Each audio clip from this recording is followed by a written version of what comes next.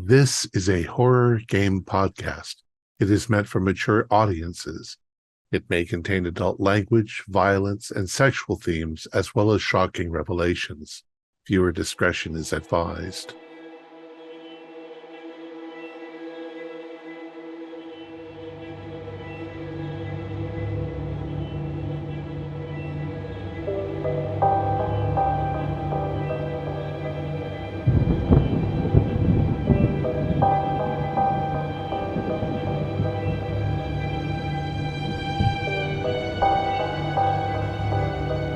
Greetings, fellow investigators, and welcome back to our video podcast, Into the Darkness, where tonight my friends and I will be playing the Magnus Archives role-playing game. I'm your host, Thom Raley. As we peruse the St. Cyprian Library, the edges of the testimonies blur and blend into one another. Beginnings and ends are soft. Are there connections? Perhaps. From evil paintings, we move to the next scenario, which is entitled Need, which is from Make Your Statement, a new collection of scenarios written by Stacey, Janssen, Jonathon Sims, and Monte Cook. It's available from Monte Cook Games and Drive-Thru RPG. Our game master is Mike McKinn, and this is episode 1.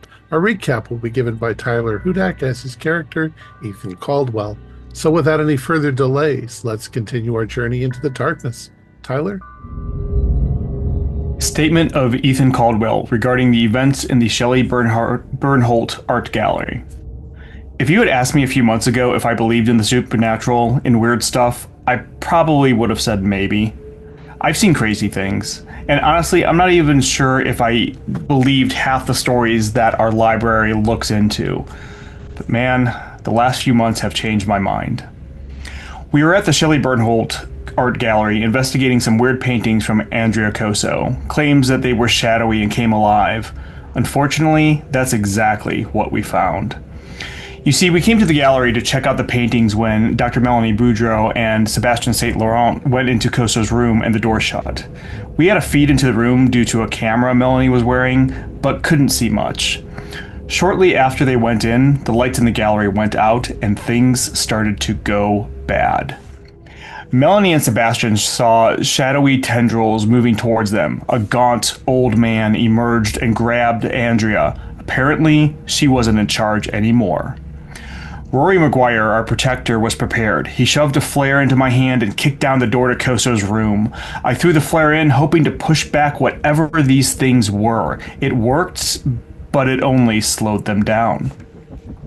We ran into the room to try to get them out, with both Sebastian and Coso being attacked by these things. We were able to get them out, but not before one of them wrapped itself around my neck and started to strangle me. Fortunately, Sebastian returned the favor and saved me. In the gallery, Dr. Mortimer Bosch and Rory were gathering all the attendees, trying to get them in a circle. The shadows had left Coso's room and were starting to prey on everyone. Malevich, one of the artists, was actually grabbed by the shadows and pulled into the darkness. We never found him again. I didn't know what the shadows were, but they seemed to change shape. The man that originally grabbed Coso shifted between an angry man with a knife to a pure, formless shadow. The tendrils formed into humanoid-like creatures. I heard Rory say something about vampires, but I don't know what that is. One of the shadows even became the shape of a car, complete with the sound of a motor racing towards us. Fortunately, Mortimer had the presence of mind to try and get the lights back on. He ran to the utility room, but upon opening the electric box, found one of Walsh Abdul's paintings inside. I really hate that guy. Mortimer was able to avoid whatever supernatural machinations it wove to pull it out and turn the electricity back on. This drove the shadows away, immediately dissipating them. That only left the small matter of the fire, which we may or may not have inadvertently started. We are discreet, after all. The only solution was evacuation, which Rory took advantage of to cut Walsh Abdul's painting that sucked both of us in. I hope that painting burned in the fire. Soon the fire department and medical showed up, including the paramedic we previously saw, Logan Kelson. We left soon after, We left soon after, but surprisingly met Kelson back at the library. He gave us Koso's backpack, which he had recovered at the scene. Inside were various items, including her keys and a small sketchbook containing a few drawings. We'll have to go to her apartment later on. We also have to check on Addison, Melanie's ward she rescued from the People's Church. Andrea Koso, who is a member of the People's Church, made veiled and not so veiled threats against Addison. So many threads to pull at, so little time. We ended the night moving to our separate areas, checking out video footage, examining the bag, starting up a detective board to try and piece these things together. And that's the thing we have to remember. These incidents we've looked into, the mound, the gallery, maybe even that weird butcher story, are related. How, we don't yet know. But perhaps a more important question, why are we becoming the common thread between them all? Wonderful. Great job. I love it. Okay. Free will is a funny old thing. Such a strange concept, woven from 1,000 different ignorances and experiences, a faculty we only ever truly ascribe to ourselves, and I suppose to our gods. With any other animal, we talk about instinct, we talk about training. Perhaps if we have spent enough time with them, we talk about personality. But we never talk about choice. You never look at a dog chasing wildly after a thrown ball and think, what an odd decision that dog has made. We talk about workings of its mind and instincts. If it doesn't chase the ball, we wonder why. Is it sick? Is it tired? Perhaps something in the nature of this particular breed, this particular dog, makes it prone to ignoring a game of fetch. The idea of a dog simply choosing not to chase feels deeply unnatural. Is it even capable of legitimately making a decision? Some would say no. Of course, people are very different from dogs. Our brains are larger, more complex, so many more little factors and wrinkles to push us and pull us. But does any of that actually constitute free will? So before we dive into tonight's adventure, I have a quick question to ask each of you. I'd like to have you each state for your character what your core psychological driving need is. If you strip away every other part of your character's personality or worries or concerns or ambitions, what is their base core psychological desire? Does anyone have something in mind they'd like to share first?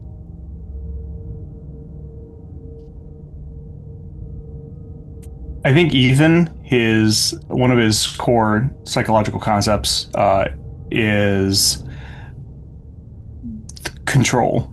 The having the ability to influence what's going on, and the way he does that is through trying to manipulate the situation, or more specifically, the people that he's working with. Knowing the right thing to say, the right time to put a consoling touch to someone's shoulder, or to say a word of encouragement, or okay, sounds good. Control. I like it. I think Rory's core psychological need would most likely be a desire to have a permanent home, a permanent family, something he hasn't had since he lost his parents and his sister when they were so young, and kind of was all around living on the streets for a while, but never really had a home, somewhere to belong. I think that's his thing. It's sort of a sense of belonging to something. Yeah, I love it. Yeah, belonging is a perfect bigger word than for that. himself when he's with it, but important to him. Yeah. Yeah. For Melanie, I would say maybe it's more along the lines of comprehension, maybe, because her driving question ever since she was little and ever since the lightless flame went out was why. Understanding her place, or understanding. Basically at its core, everything she does is trying to answer, the why, sort of, to understand where's the connection? Why did this occur? What factors, could it have been avoided? Things like that. She needs answers, basically. Yep. Sounds good. I would say, go ahead. You go ahead. Being polite, that's the thing. Yeah. We're in Canada, guys. Yeah. I would say, because of my Catholic upbringing, guilt has always been a major part of my mindset. But it's really a reaction to guilt. It's a reaction of, these people rely on my abilities and my foresight, and I blame myself if something goes wrong, and I can directly or indirectly trace it back to my actions.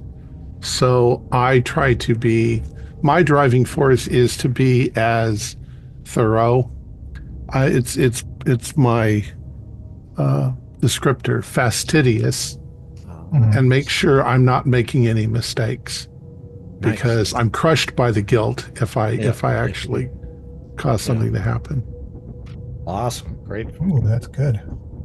I think Sebastian is, this the unknown itself, but not just who killed so and so or any of that stuff, just things that humanity doesn't really comprehend, or just the hints of things like that just drive him crazy, because he likes digging at the shadows and figuring out what's going on, but not as a why, but just kind of immersing himself. If the unknown went on forever, he'd probably love it.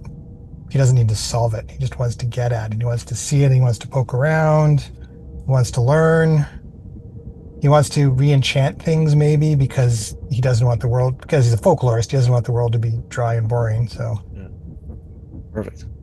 Wonderful. Good stuff, everyone. Thank you so much. Okay, let's get into it. We will go back to Ethan. As Ethan wakes up with a sudden start, you seem to be in the dark.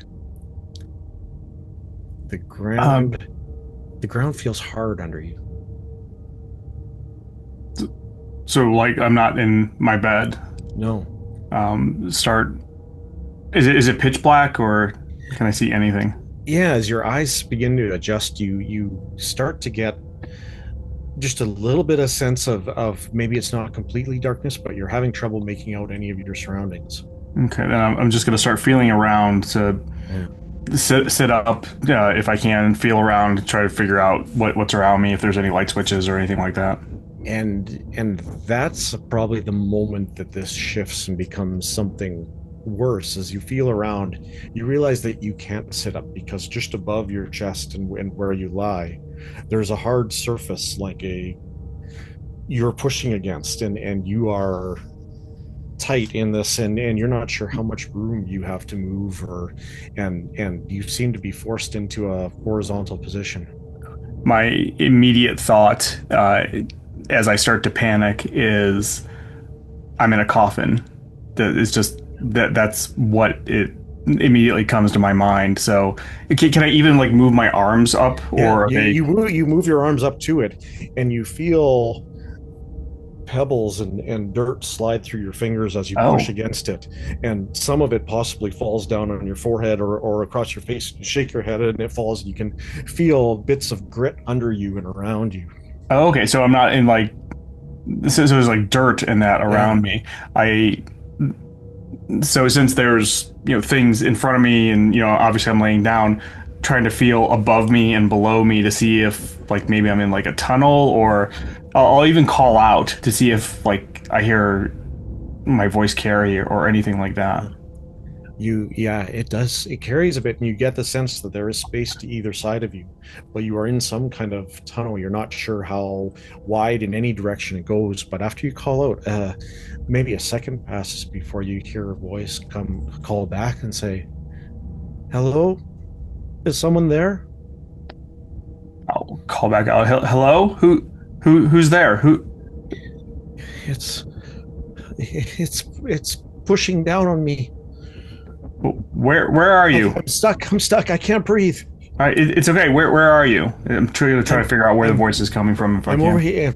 It doesn't feel that far away, and you find you're able to slide along the ground in whatever tunnel this is, and it's only moments before your hand kind of reached out, touches another hand, and someone kind of clasps onto your arm, and you hear the woman's voice again saying, "Who is it?"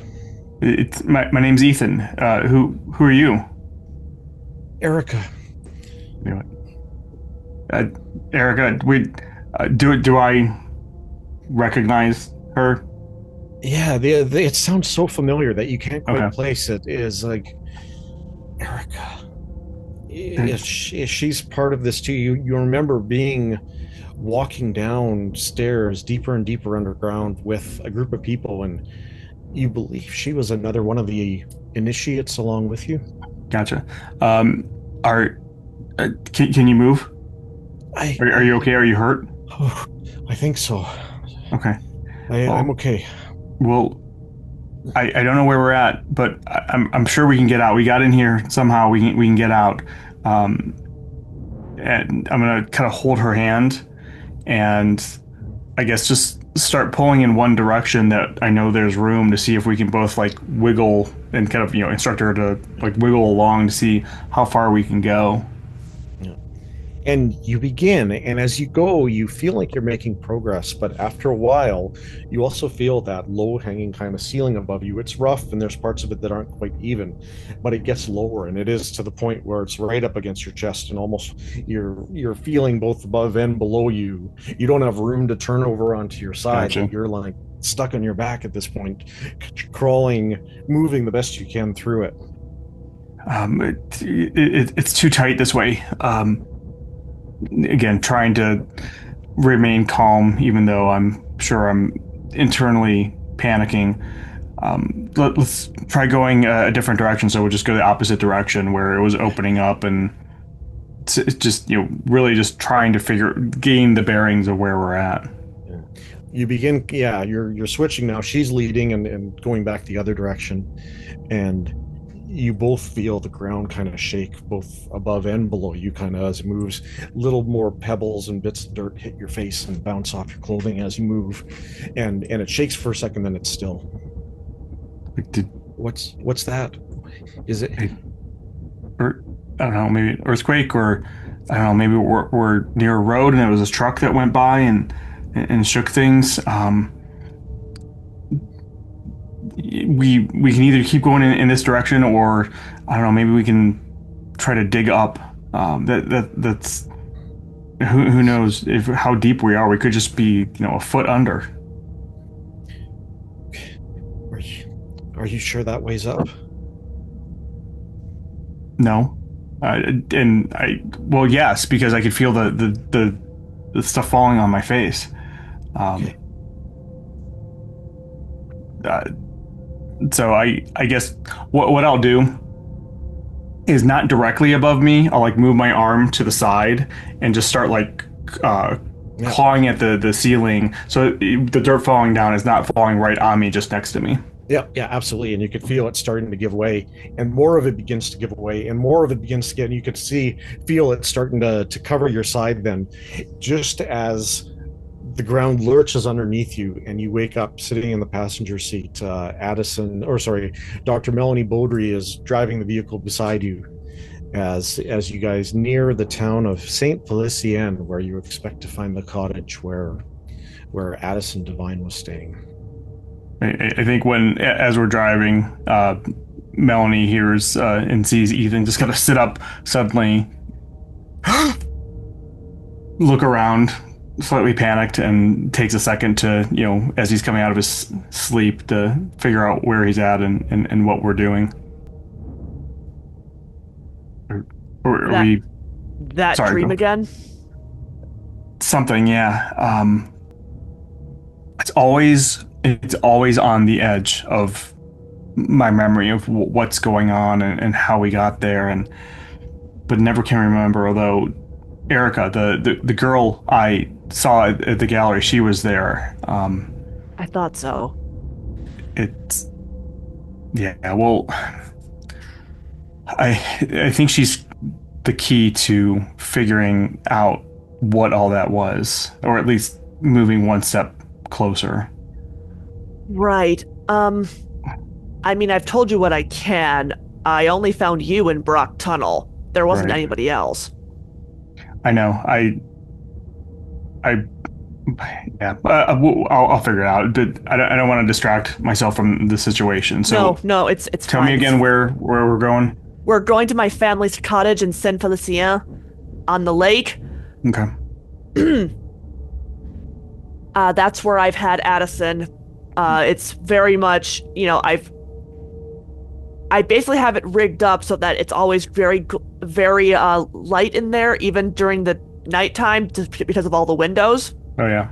But yes, the house is almost all windows and is lit can be lit almost 24/7 should it need be. Do you also have a generator there in case the power goes out? Mm-hmm. Okay. Our property is a little on the town, is closer to the lake than the town. So electricity does get out there, but it doesn't hurt to have a generator on hand just in case. Right. Okay. She's just been very, very quiet, and after everything. Yeah, I agree. This is, Mortimer and Rory and Sebastian, they're taking care of the other things. It makes sense for us to go out here, and I know you're worried about her, so we can. I'm sure it's nothing.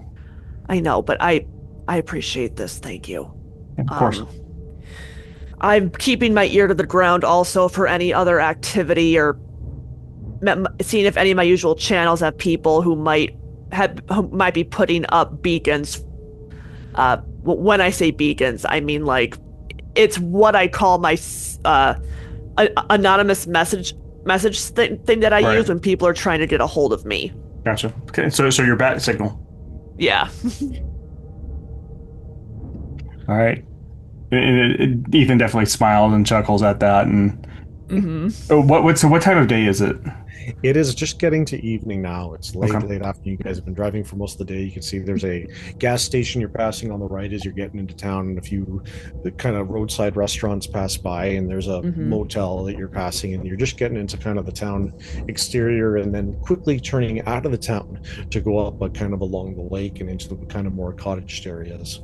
And it seems like night falls fairly quick. You can see above you in the sky a wide vista of stars kind of opening up is very clear as you get further and further away from the lights of town. One of the things I love about this area, not as much light pollution, so you can actually see the stars. A week ago, probably would have agreed with you, but after that gallery and the painting, not so much. So sure. Oh no, I don't blame you. It's a pity that that Walsh Abdul turned out to be a jackass. Yeah, not that I like the destruction of art or anything like that, but I'm kind of hoping that all of his stuff burned in that fire. Yeah, and basically based on what Mortimer said, if I hadn't been able to help Andrea, I'm pretty sure Walsh Abdul would have killed her. Yeah, there's something going on with all of this. We'll figure it out. But yeah, we will. But first, make sure my escapee hasn't been swallowed by a grue. Yeah. With that, you take a left turn down closer towards the lakeside cottages and another right onto a side street, and sure enough, within seconds, you're pulling up in front of the cottage. You can see the lights seem to be on outside. There's a nice kind of front yard that seems well maintained, and you can see the wide windows into the house, but everything looks quiet. Well, the lights are on, so the power's still working, so I'm not too worried in that respect. I say as I key in the code so that the gate opens. Yeah. Pulls open and stops. All right, so drive in, park in the driveway, and then head up to the front door. Again, like the gate, it has there's a keypad, but there's also a key in case the power goes out, because you don't want to get locked in or locked out. Turns out in this case you're not going to need it, because it looks like now that you're up close that the front door's open. My stomach drops. I immediately get my flashlight out. Have that under one arm, and I'm tugging the gloves I always carry with me out of my pocket. Yeah, we're gonna bump the horror mode or horror level up to 2 as you guys step into the house. But at the same time, we'll switch over to one of our other groups there. And now, who was going to Andrea Cosso's place? I think it was me and Rory, wasn't it? You and Rory? Unless Mortimer wanted to come along. We're gonna check it out. Yep. Yeah. Mortimer, did you want to join them? No, I'm going to stay at the library and see if I can get to the bottom of a mystery. Okay, we'll come back to check on you. Do we want to do Mortimer first then, maybe? Let's do Mortimer first, okay. Yeah, you are at the library. The students are around. You don't expect Dr. Beaudry and Ethan back till tomorrow, probably. Rory and Sebastian have gone to Cedar Tower Apartments to try to either gain access. Oh yeah, they have keys to Andrea Cosso's apartment. So what are you up to? I've got Elena, Thom, Francis, and Peter doing the assignments that I've given them around the library, organizing and cataloging. Danielle. Yes. Got this mystery with Danielle. So yeah, when you look at her, she comes in with the others in the morning, and you can see that she dresses the way you've always seen her dress. She has the same hairstyle she's always had. If it wasn't for the things that Dr. Sebastian St. Laurent said, you'd think this is the same person you've always known. You've never known another Danielle as far as you can remember, and her interactions with you seem completely normal. So I'll take her aside and I'll be like, Danielle, could you join me in my office for a few moments? I'd be happy to. I was going over your academic record. How is your Greek and Latin? Latin especially. Well, I have to admit, my Latin isn't so good, but I do have a little bit of Italian. I'm not sure how much that helps, but I've got something I want you to look through. It's in Latin, but it's not difficult Latin. But I want you to start concentrating on brushing up on your Latin. Okay. So I'm going to give her my copy of Carmina by Gaius Valerius Catullus. It's erotic poetry in Latin.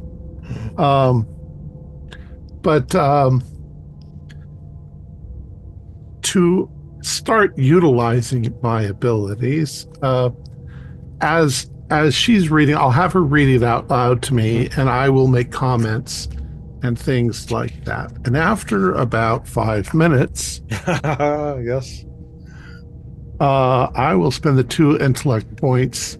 Yep. Oh, except that I don't have to. You said with the use of your edge, that becomes in order to get a cold reading on her. Can ask you one question. Yep.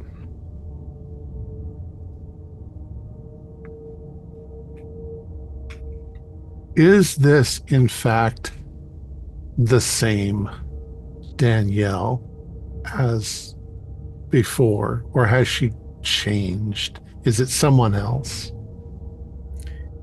I guess my question then, if I'm asking the genie, and then I have to phrase it correctly. No, don't worry. I'm not going to punch you. Don't worry. I'm not going to. No, go. If there is something else you want to say, go ahead. But no. Is it the same? Is it Danielle, or is it somebody else pretending to be Danielle? You are sure that to any person, I mean, you felt like you'd be completely fooled yourself otherwise, but based on the fact of you doing this and taking the time and analyzing it, you think you suddenly have maybe a brief moment where you think that Seb is 100% right. And I'm going to have you take 2 points of stress as that happens, because she just keeps talking and she's reading you the poetry, and as though nothing has changed in the room. She hasn't realized it, but suddenly you feel kind of that cold shiver and realization. When she reads some of the Latin phrases that are quite erotic, I'm noticing that she's not having the responses she should have from, something. so there's something. You are completely convinced as well that to any other person, this whatever this is, be it illusion or lie, whatever facade it is, it would fool anyone. It would So, probably fool her own parents. so I've already decided that I'm going to be putting her on rather inane work so that she's not directly altering things in my library. Would you take that GM intrusion? Sure. Yeah. Okay. So you get a point, and you get to give someone else a point. Okay. I think I will give that other point to Dr. Melanie. Okay. So, what are the two of you working on today? As Celine Delacroix walks through into the room as she's carrying a bundle of paperwork. Ah, Miss Delacroix. We are, well, I've got the students working on cataloging all of the books just to make sure we have everything in the library. And I was questioning Miss Martine on her knowledge of Latin. Martine, is it? I don't know that we've met before. Oh, yes, Director. I believe that I was introduced by Dr. Seb to you the other week. And you, for a second, an unreadable look passes from Delacroix to you. And before she smiles and pats Danielle on the shoulder and says, "Yes, now that you think of it, I do remember him bringing you and the others around. Well, you are in good hands with Dr. Bosch. He will teach you the true workings of a library and every part of it. I noticed you've been making a few trips to the basement, Dr. Bosch." Yes, we're trying to work out some storage issues. Speaking of which, our monitors the other night caught Jean going into your office around 10 o'clock. Were you aware of that? I was not, but it does not surprise me, as I don't believe there's much in there that she wouldn't have. She was probably just checking one of the reports on my desk. Just I'd talked to her earlier in the day, but right back to our days when we were both archival assistants ourselves, she was always aloof and kept to herself. Comes from money, that one. So why did she turn to accounting when she was a researcher? I think that the years of research were kind of only a side thing for her. I don't know, something as far as I knew, her family pushed her towards her time. As eventually the former director let us both go after the incidents, and it was only after he left and retired from the institute that I was called back to this role and her as the accountant. I'm going to test something, and I'm telling I'm telling you what I'm thinking in my head. All right. So I seem to get the impression just then that Celine did not recognize the student. Then the student made a suggestion to her, and that she accepted the suggestion, almost like hypnosis. Yeah. And so what I'm thinking is, if Celine is currently under the influence of being suggestive, I am likewise going to suggest something to Celine. Okay. Yeah. I'm not going to tell you if your theory's correct or not. Right. Go ahead. Yeah. I like it. I'm going to suggest to her, I'll say something. I'll introduce the phrase like, it's like that get together we had a couple of years ago with, the strawberry theme, which is just nonsense. But I want to see if she suddenly is suggestive. No, and in fact, her kind of brow creases and says, "Dr. Bosch, have you been working yourself too hard? Perhaps it's time for you to schedule. You do have quite a few days banked for vacation time." I assure you I'm fine. Oh, that's true. I do. Maybe I shall take a vacation. In any case, I'll remind Jean that if she comes in, she is being observed. Oh, I will pass that along. Likely through email. Excellent. But I had best get to these reports. I will let you both continue your studies. You have a nice day. Yes, you as well, Dr. Bosch. And again, nice to renew our acquaintance, Danielle. And she takes her leave. After she's gone, I'll start back in with Danielle. But I think that I will now use my supernatural comprehension to see if I can understand the nature of what's going on here. It says that I can identify the parameters of an unnatural effect within an immediate distance, like a curse, the presence of something inhuman, or a spell. This typically requires at least a minute of study and reflection, but I've been doing that exactly. Yeah, it's probably 10 or 15 minutes now. Yeah. And she stops talking for a second and looks at you herself and says, really, if the director seemed quite concerned about it, are you okay, Doctor? Oh, I'm fine. I am kind of tired lately, and perhaps a vacation. Where would you suggest I go on vacation? There's all kind of places. I would have to imagine that you know quite a few different places around the world. I don't know. Do you think you'd prefer something tropical or something historical? Oh, historical. Far more interesting. Historical. Well, I'm not one for lounging on a beach.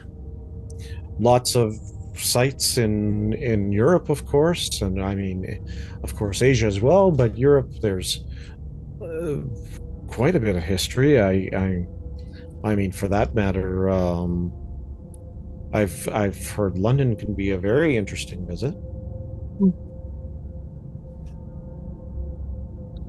I'll talk with her a bit on the castles of London and stuff like that. Yeah, at times she talks and her smile, you almost get the sense that, like, now that you've kind of figured out what's going on here, that is she toying with you? Is there parts of it where her smile doesn't go completely deep, and other times she seems completely genuine as she speaks, and you get the sense, and I guess what I'll throw you here from your ability is that you get the sense that she isn't human. I guess I'll also ask, do I get the sense that she seems to know things about places in the world that she's not old enough? No, not really. She doesn't. She seems to offer just what a university student might know. So she's educated, but not on otherworldly knowledge or anything like that. Okay. Well, why don't you take this with you? And in the meantime, here I have a task schedule for you to work on while you're here. I'm afraid it's not very exciting, but it's the stuff that needs to get done. You don't have me working with the others, I see. Well, I mean, they're all working independently on their own projects that I've given them. That may change. Oh, we'll see where everything goes. It's just I need these things done ASAP. So I hand her the thing. For a brief second, like her face had clouded over with a frown, and suddenly it goes back to bubbly and friendly, and she leaves the room, and you're left sitting in the room wondering what the heck is to be done about this.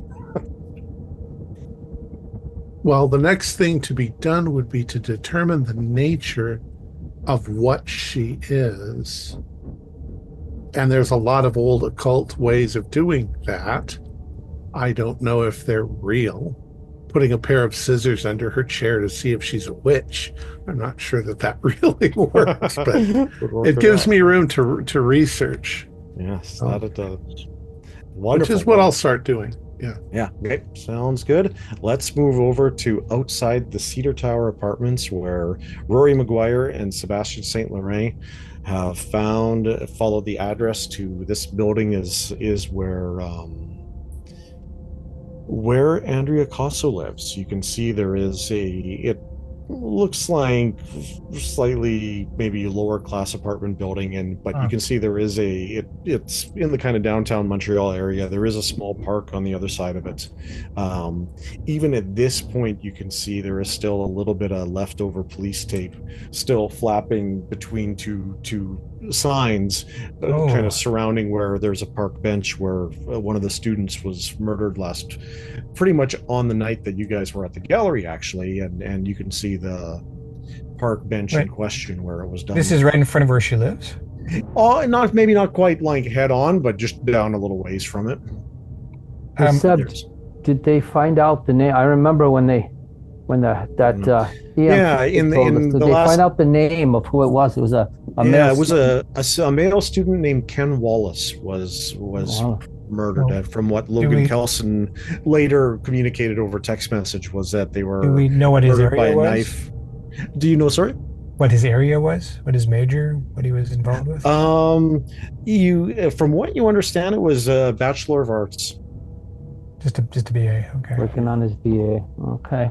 Well, maybe we can find out more when we get back to the school. But oh wow, God, it's awful close to those apartments. That's pretty. I hope this doesn't turn into a thing.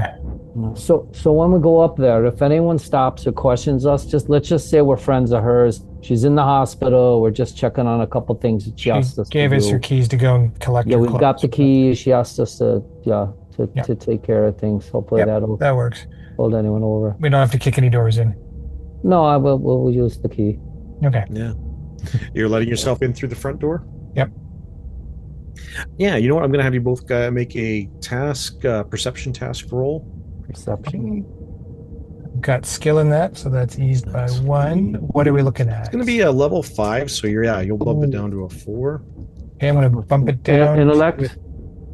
Yes, it is intellect. I'm going to bump it down to a 3 and spend some. I'll do it at a. I don't have anything. I'll do it at a 4. So that's 12, right? Or higher. Yep. Okay. That's a 19.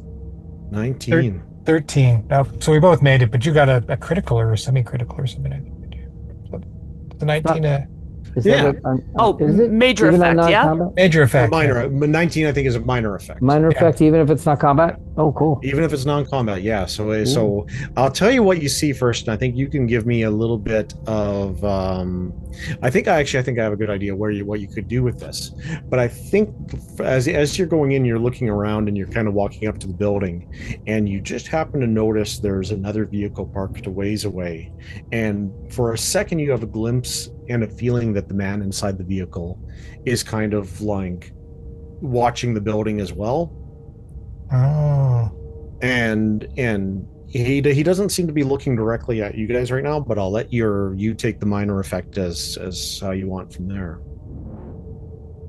Well, I'm gonna quietly mention it to Sal that I think that guy's watching the building. I don't. Well, if he is watching for the person we're visiting, we'll just have to not turn the lights on when we go in there. He won't know who we're visiting otherwise. Yeah, he won't know if we go in. We have the key. It would look like we just live there. Yep. He doesn't know. We won't turn the lights on in her apartment. It'll be a bit of a pain, but. Yeah. I got the flashlight. We should be all right. Do you think he's a PI or police detective? I have no idea. Can I, at a 19, can I tell anything about the car? Does it look go with official or is it? Yeah. No, it looks kind of beat up and old. Okay. Generally, the person, the quick glimpse you get of him before you go in is incredibly non-remarkable. Okay. Well, hopefully I'm gonna. So it's a non-remarkable person watching the building. I don't think we should. I think we should. I think I'm hoping that 19 will carry over to us just being able to walk up to the door like we already live there, open it up and go inside, and him not noticing anything remarkable about us either. Immediately upon stepping into the building, you feel how tight this corridor is. It's closed. It's fairly dim lit in here. There's a stairway immediately leading down, as well as a stair leading up kind of to a landing to the first floor of apartments. From what you understand, that she's on that kind of first level rather than the basement. Okay, so we don't have to go up the stairs or anything. Or we have to go up to a stair flight then? Yeah. Okay. Does she have a separate mailbox in the front area? Yeah, actually you can see there's rows and rows of mailboxes, and you can see they're all The there. mail key would be on this keychain. Yep. Let's just get her mail just Let's in look case. at the mail real quick. Yeah. You notice how dark it is in here? That's her thing. Too cheap to pay for lighting, probably. Imagine this is not a very good landlord. I think that's the club she belongs to. They don't like the light. Yeah. Anything besides bills or magazines? You see bills, you see a few flyers and things like that. And then there is one thing that does stand out, actually. It's funny that you specifically narrowed it right in on that. There is an envelope, and it is listed to her. There is Canadian stamps on it, but it appears to have come from Nunavut. Oh, none of it. Huh. Yeah. Well, since we're breaking into places anyways, I'm just going to open the mail, even though this is totally illegal. It's from Delaney Moros from Eclipse Consulting. Right, that's the people that were that's the one that sponsors her. Yes, okay, what does Melanie have to say here? Delaney Morris, Eclipse Consulting, 15 Twidjat Ring Road in Resolute, Nunavut. Andrea, wishing you the best in your gallery show. Those people will be lucky to experience even a fraction of what is to come. See if you can speak to Wash Abdul again. We once worked in harmony with his kind. The overlap of our entities should make us allies, not enemies. Oh, that's that Wash Abdul guy again. Preparations continue. Fisher says he's making progress at the observatory. Every few days we make the voyage up to see him. The bulk of the staff have no idea, of course, but we are trying to determine if any of them possess the spark required for induction into the People's Church. Oh dear. Those faithful who accompanied us, pardon me, those faithful who accompanied us are struggling with the cold, but they will adjust soon enough. I understand you turned down the offer from our new allies to escort you to the north. I must ask you again to beware of the Sidorov girl. Sidorov, Sidorov girl. Name doesn't ring a bell. Nope. When you are reborn among us, you will recognize those of other affiliations. It looks like he made other affiliations for what they are. And she, in particular, is very dangerous to our end game. As bad or as worse than it knows you and the mother of puppets. Delaney. Puppets. It's a cult. I wish Dr. Mel were here to take a look at this. Well, we'll show this to her. She won't be happy. I might take a photo of it on my phone and send it up to her. No, we're keeping this. Okay, well, let's get into the apartment. We might find more info so we can get it to her, but she needs to see this. Rory, actually, you know what? Maybe I'll go give this one to Sebastian, just because him and Ethan are a little behind on the levels. Will you take a GM intrusion, Sebastian? Duh. Yeah, okay. XP for you and one to hand out. Well, because Rory is helping me out here. It's going to go to Rory. Okay, so Rory. Yeah. You hear a man's voice say, what exactly are you guys doing? And you can see there's a man, looks like he's in his 30s, long hair, wearing kind of cargo pants, backpack over his shoulder. Looks like he's headed on his way out. And like, is that Andrea's mail? Yeah, we're friends of Andrea's. She's in the hospital. I don't know if you heard. She gave us her keys. She wanted us to get her mail and check on some stuff for her. You guys are friends of Andrea's? I'm going to have you roll a persuade task, Rory. See if you can convince her. I know I got intimidate. Or convince him, sorry. Yes, or you can try intimidate as well. Yeah, absolutely. Can we assist each other with that? Like, you can absolutely provide assistance. Yeah, so that you will, if you have one, actually, I'm trying to think, if you have a level of skill in it. Oh, no, I don't. So I can't help them. I have to have persuade. Intimidate. Can we do it like a good cop, bad cop, where His What persuade does helps persuade? my intimidate. So what was the difficulty again? The difficulty here is 2. Two? Level 2. He's just some Okay. guy. So I'm gonna be a little intimidating because I'm a big man. Yeah. And I'm gonna say, yes, we are friends with hers. We're here to get her stuff because she asked us to do it. And I'm gonna look like what business is of this of yours? Why are you asking? Yeah. Okay, that's so good. it's a 2. And down to a 1. So you're looking down at to a 1. 3 or higher. So 3 or higher. And that is an 18. 18? Hey, no problem, man. Sorry, none of my business. Yeah, I got to get to work anyways. All right, it's all right, friend. It's all right. He pushes past the 2 of you and gives you a last kind of curious look and heads off down the street. Is there anything about his knapsack or anything that would indicate what he does? Like a student or someone who works somewhere? Looks like someone who works somewhere, and yeah, you get the feeling that it's like probably from an army surplus store or something like that. Oh, this is a rundown place, so yeah, okay. Just take note of him in case we see him again. Yeah. All right, let's go do this thing. Yeah, let's do it and get out of here. I want to see what we can find.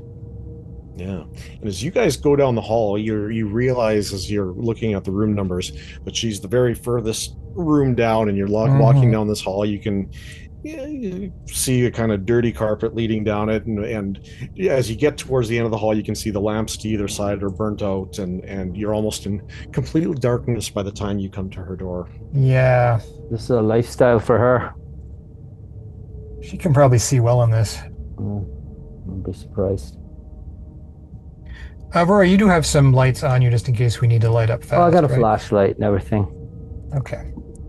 You don't have any more of those flares, do you? I should probably start carrying at least one flare, like a pen in my pocket. Yeah, I probably should have. I don't know if we're gonna need one yet, but we got flashlight. Okay. If we have to get out, we'll just get out. Yep. Fair enough. Interesting to see. Well, okay, let's go on. Let's go in and just let's get this over with so we don't look suspicious. I'm still thinking about that guy in the parking lot. You open the door and you're looking into her apartment. It seems too dark within there, and glancing, there's no light kind of filtering through curtains at the back of it. She must have closed off windows or shuttered windows completely with something. If she's taped up the windows with like silver foil and that stuff to block the light, then we can turn the light on in here, and he won't see it outside. So we can. Let's take a look first. Let's make sure. Confirm if she's blocked the windows. It's not just the normal closing of the blind and the shades. Does it look like she's deliberately done something to the windows to darken them? From where you stand in the entrance, you can't really tell. You'll have to go a little deeper into the apartment. All right, let's go in. See how big. Yeah, you know who else likes to block out windows from the sun? Sorry, it's what It just makes me think of that for some reason. Yeah. Okay. So you guys are heading in the dark? Yeah, but I'm going to keep a hand on the wall. So we know where the windows should be from outside. Yeah, I've got the flashlight on, so we. Yeah, let's just find and check the windows and see if she's silver stuff. Yeah, as Rory leads away with the flashlight, Sebastian, your fingers trailing the wall, you do feel the light switch pass under your fingertips. Okay. Rory, if you can confirm whether she's made the place light tight, I can turn the lights on. Although she might not have a bulb in there, knowing this person. So, what is it it's like a flat with like maybe a kitchen, a living room, and a bedroom. Yeah. Scanning Not around, you can see kitchen dead ahead and kind of living room, and then as you look at it looks like the living room has some easels and artwork spread out. It looks like very chaotic, very stuff spread out, studio of sorts. Bathroom and bedroom. Kind of curling. Yeah, bathroom you've already passed coming in on the other side of the entrance, and then bedroom curls around back behind. All right, with the bedroom door, let's keep this close. I'm gonna look in in her. I mean, she's an artist, but she doesn't use light apparently. So, like, if I'm gonna go to the window that's in the living room. I want to see if it's covered with anything other than just the shades or the blinds pulled. Yeah, as you get closer, it looks like cardboard. Cardboard and cardboard and tape and maybe other materials. Yeah. She's trying to keep the light out of here. I think he'd just flip the light switch right now. Sure, okay. Assuming there's a light bulb in there. Click. Nothing. Stays dark. Oh, dear Yep. God. And Well, we move- can use the light. We can use the flashlight more frequently. Yeah, we'll just use the flashlight and. We're gonna move horror mode up to 2 here for you guys too Oh, dear. before we get Yeah. back Okay. to So, Melanie and These patents, we know these patents. Let's not look directly at any of the patents. See if she's got like a little desk in here or a work. Let's just see if she's got any additional papers out or anything. I don't want to look at any of the patents. Yeah, scanning past the pane, you see that a lot of them seem to be blank canvases. Mhm. There is one in the center that kind of seems to be the work area that actually has been kind of covered up. Mhm. Let's leave these covered. I don't want to get any of those shadow people back. Yeah, we won't uncover it, but quite often when artists work, they usually have a bunch of other pages and pictures and inspirational material that they draw on. That should be safe to look at. Yeah, So what's next to the painting? yeah. What do you see next to it as you're scanning? You stand there kind of just in front of it and looking at it. You can see that there appear to be a few books, possibly from a library or somewhere else. Mhm. One of them seems to show various depictions of the sun, while others seem to be depicting the phenomenon you recognize as the Northern Lights. Oh, that's rather pretty. Oh, wow. Well, that's interesting. They'd see the Northern Lights up in that place where that letter came from, right? Yes, That'd absolutely. be a They regular occurrence, wouldn't it? They would totally have it. It's hard for us to get it down here, but that doesn't really. That's not total darkness. That's a beautiful light display. Yeah, it's That seems the opposite of what we've been suggested with these people. Yeah, You guys well, hear the creak of the front door opening behind you as Oh, we switch back to Dr. Melanie and Ethan. You two have stepped into the house, calling out. There's no sign of Addison Divine. Everything you can see around you everything seems to be okay. And you'll be in a room, and then you'll go into another room, and it'll be chaos. The kitchen has stuff crashed down. There's broken plates in the center of it. There's glassware that's shattered. You go back into the living room, and everything looks completely fine. So in the rooms where there's chaos, does it look like there was a struggle, or does it look like well, I guess it would be kind of hard to tell, wouldn't it? Whether, okay, never mind. I guess what I'd be asking is, does it look like someone is more like looking for something in those rooms? Yeah. Maybe. There you go. If you guys have a skill, I'll give you a roll for it. But if you have something like forensics or like a intuition type skill or something that you could I have discerning motive, but I don't know. Yeah, that'd be perfect. Yeah, I also discerning motive. I have that as well, and psychology. Yeah. Yeah, so it's going to be a level 4 task. Melanie, you're going to bump it down to level 2. Ethan is going to bump it down to a level 3. Okay. And and I specialize in psychology, so that's a level 1 for me. Oh, wow. Oh, you're specialized. Oh my goodness. Okay. I think from skills, I could be wrong, but I think the max you can get is 2 off skills. Like you can't apply 2 different skills and still get it that far. So if you're specialized in psychology, just take the 2 from psychology. Okay. So you'll be at 2. That's still 6 or up. But we do have intrusions on a 2 or 1. So. Okay. And this is intellect? Yeah. Okay, I'm gonna spend some points to knock it down 1 more level to 2, to a level 2. Yeah, sounds good. So that's, remember, so we multiply by 3, right? 6. Yep. Yeah, You got it. With 2 effort, how many points do you go down then?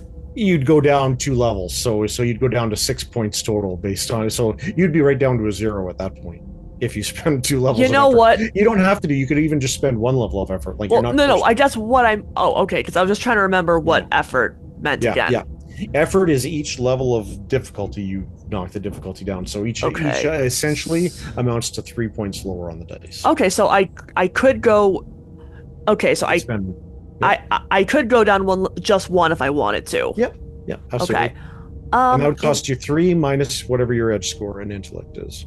My edge is 2. Yeah, so it'd cost you 1 point of intellect.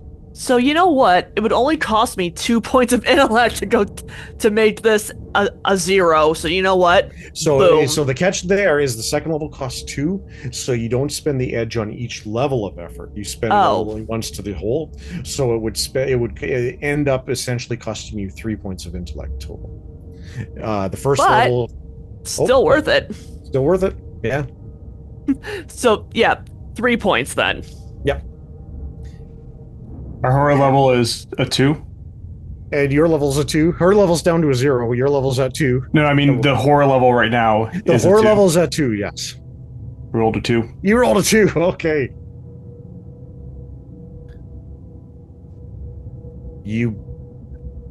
Ethan, you feel a little bit of panic in you because you're starting to sense something is wrong here. Absolutely. Quite, and you're not sure yet if it's necessarily what you might have first expected it was. Dr. Boder, you're realizing that it appears as though this is likely Addison, and it was likely her trying to flee something or put something in. There's no signs of an intruder, there's no signs of anything else, but you're sure that she's responsible for this, and that it appears to be in the course of fleeing or trying to protect herself. Something's here. Yeah. She wouldn't have fled for nothing. Okay. Yeah, something's very wrong. You don't have any like safe rooms or anything like that she would be hiding in, right? No, not on this property. It's literally my family's old vacation house. We didn't think there was ever going to be a need for a doomsday bunker. All right. Well, show me where you where she was sleeping. This way. I head straight up the stairs to basically would be one of the guest rooms. I told her the master was an option, but she never felt comfortable sleeping in what is now my room in this place. You hear the wind rushing through the house upstairs as you get to the top of the stairs. A window's open. More than one, probably. The way it sounds to be rushing through. You don't remember it being that windy of a night when you came. No. We need lights to. Are on. Let's check a room, and I think we need to leave. Yeah. I will definitely come back once we figure this out, because I'm not giving up my family's cottage to something. Okay. You're peeking in the room? Yeah. Yeah. Yeah.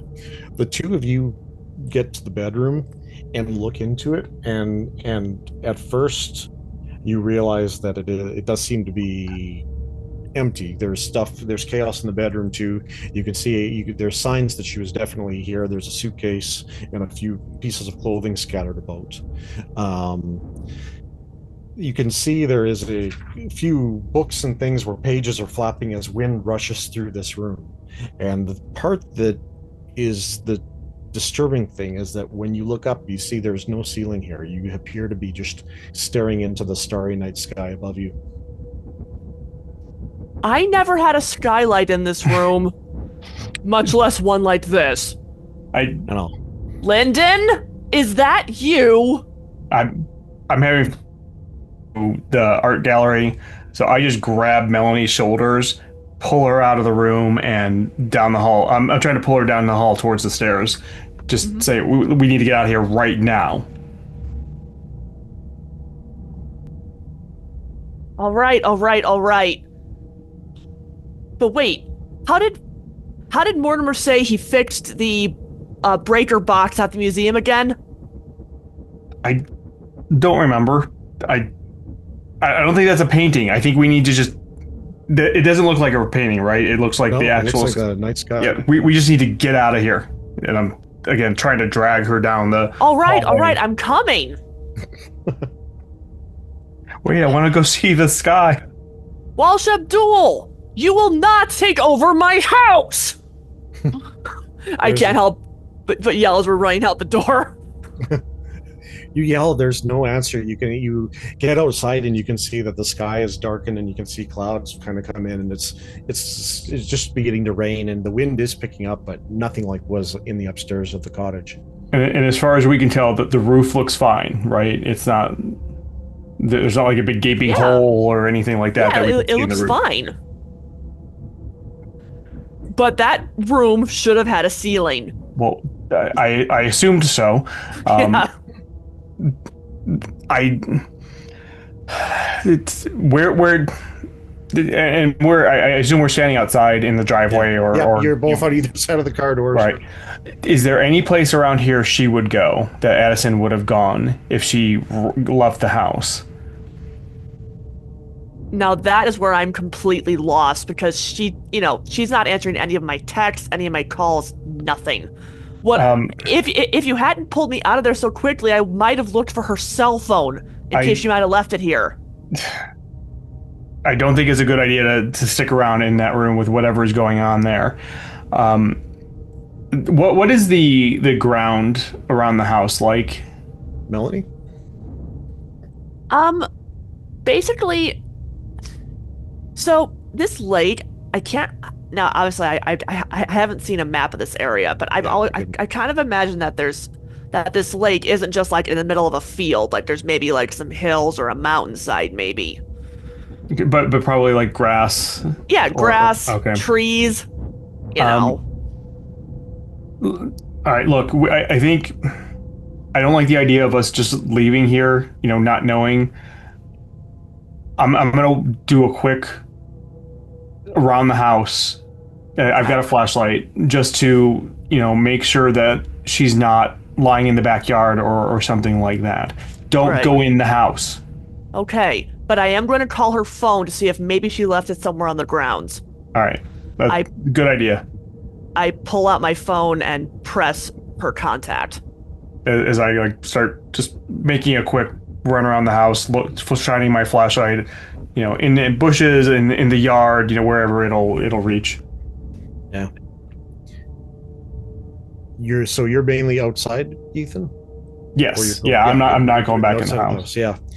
You can find a few places where you think you find her footprints having left the house and come back to the house at some point, kind of through maybe a back door, kind of into a yard. It looks like she spent some time in the backyard, but other than that, looking up at the back of the house, you can see into that bedroom from outside.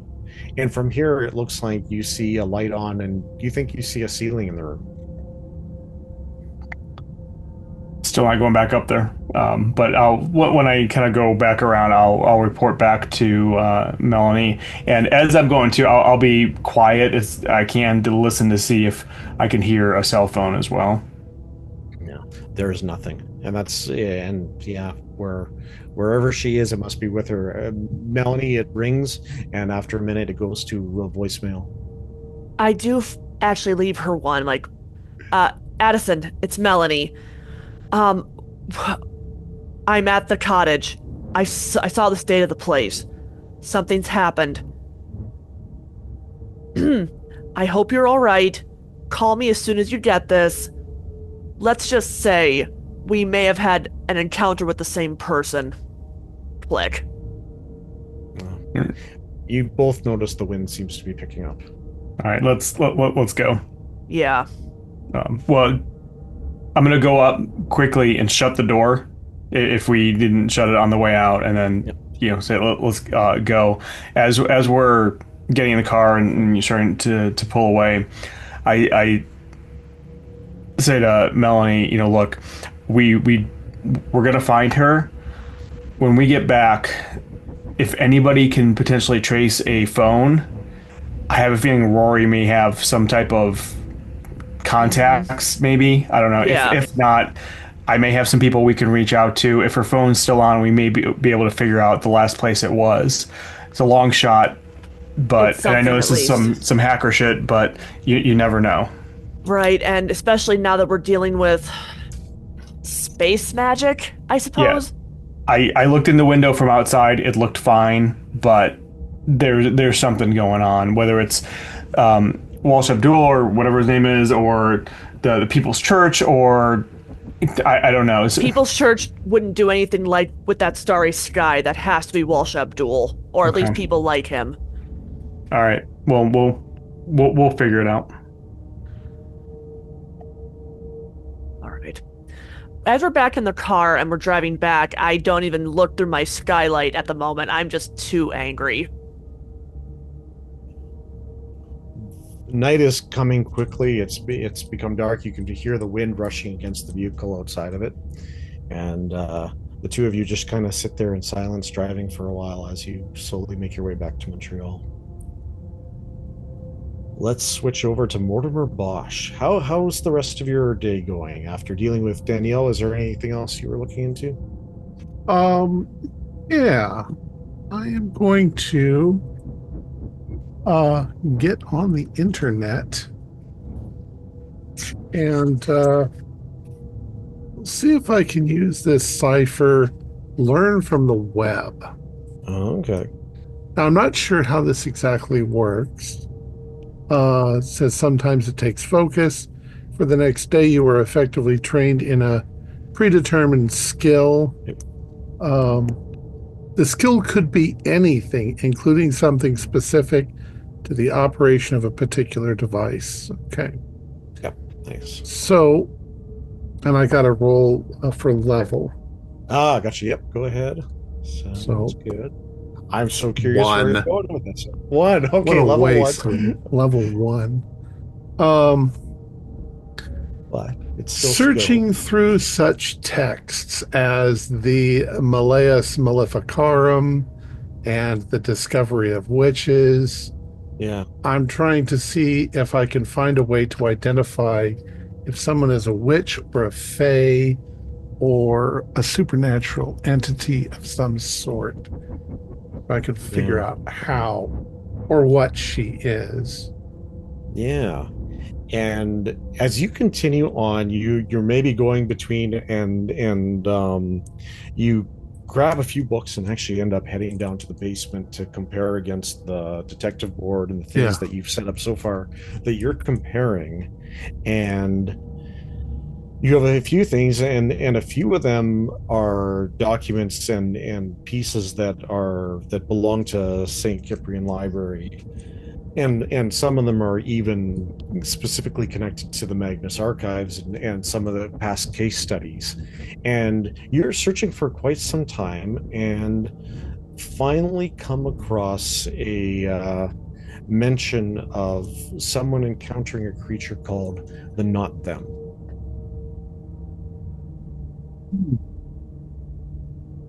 The Not Them. Does it give me any information on this?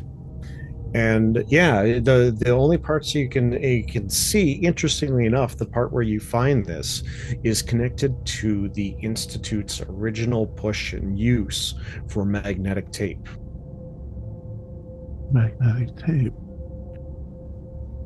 That in past circumstances that certain magnetic tape recordings and certain types of filmography that non-digital could be used to expose such a creature's true form.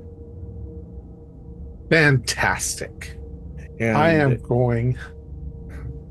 going to find my old Polaroid camera. I will mention. Go ahead. Yeah, go ahead. I'll say add first. You also find quite a few points that it also does say proceed with caution, and that this creature, once exposed, can be very, very dangerous. But yes, you have an old Polaroid. I was going to get my old Polaroid and just sort of surprise my students and say, well, you guys are working on this project. We should, for posterity's sake, take a picture of you all together and under the sign, the St. Cyprian Library, and do that. I'll even see if I've got some Kodak film left over from my photography days. We'll see. Okay, yeah. But now I'm also worried about the danger. Yeah. Will she know? Yeah. As you're musing that, you happen to look up and notice that you've been using this converted room in the basement to put the board and put various things up. You've moved a few shelves over and stuff like that. And one of the other rest of your group must have been in there working lately. It seems like a few more shelves have been moved, because you can see that there's a red doorway on the wall on the far side of the room that you don't remember having noticed down here before. In my mind, I go over what I thought were the blueprints of the building, and I'm like, I don't remember there being a room there. I would have probably already done this, but in this case, you said what you said, so I'm going to say that I'm going to make this room off limits. I'm going to keep it locked from now on, so that they don't understand what we're doing. But having said that, I'm going to go over to where the door is. I'm going to move some of the boxes out of the way now that I can see the door. What kind of lock does it have? An old-fashioned? Yeah, an old-fashioned. Yeah. I will, for looking at the door, does it look like it opens into the room or away from? It looks like it would open into the room. Okay. So I really do have to move everything out from in front of it. I'll try the door. It's an old brass. Yeah, brass handle and it is locked actually at the moment. And it looks like it probably hasn't been open for ages. I'll go ahead and I'll try the door handle. Yeah, it doesn't give. It turns, but it doesn't open. I have to get our new resident lock pick to come down. Looking at the blueprints, you do see that these blueprints seem to be from the 1970s or so. As far as you know, from what you've heard, is the library itself was designed by an Adam Grovewick back in 1820. So the library actually predates these blueprints you're looking at of it. Yeah. And yet still This is from back before the Jesuits probably took it over. Yeah.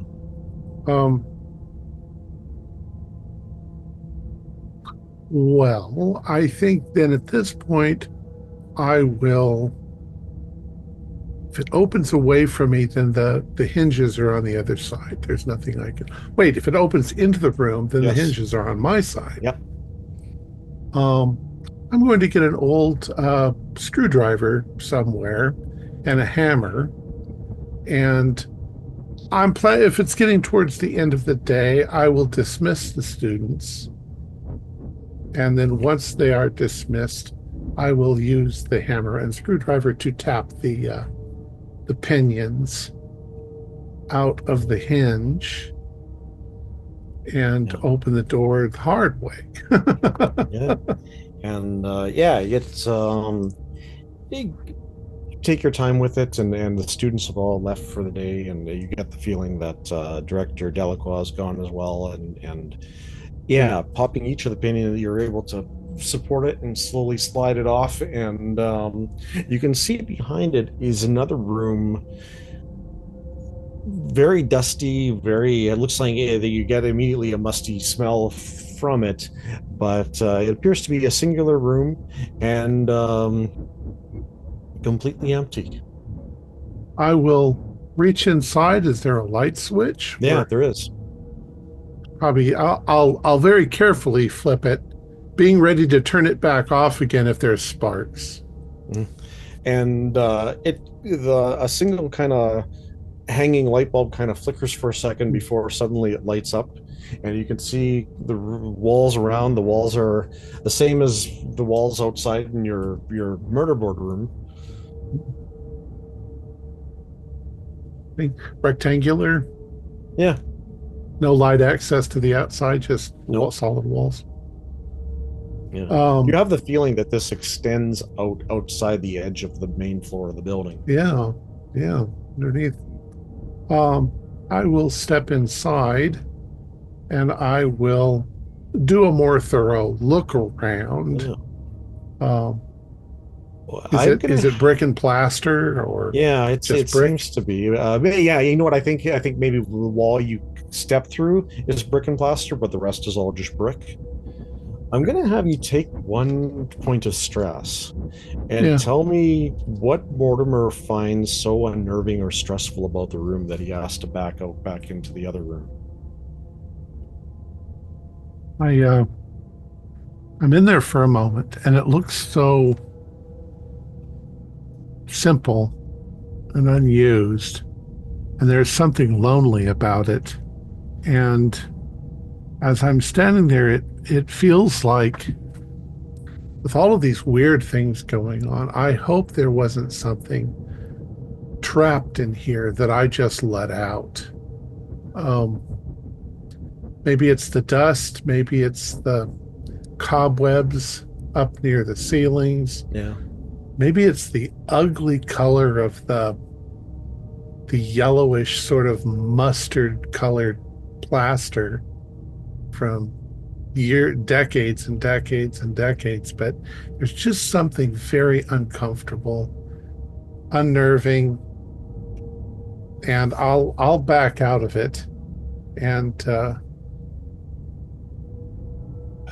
I'm not sure I'm going to put the door back, but I will lean the door up against it and put some boxes in place to just sort of keep it closed. And I'm going to show it to the others at the time. Yeah. And now that I'm here, and I know everybody is out of the building, and I've been reading some really creepy shit about the not them. I'm going to start whistling a tune and close up for the night. Yeah. And go home.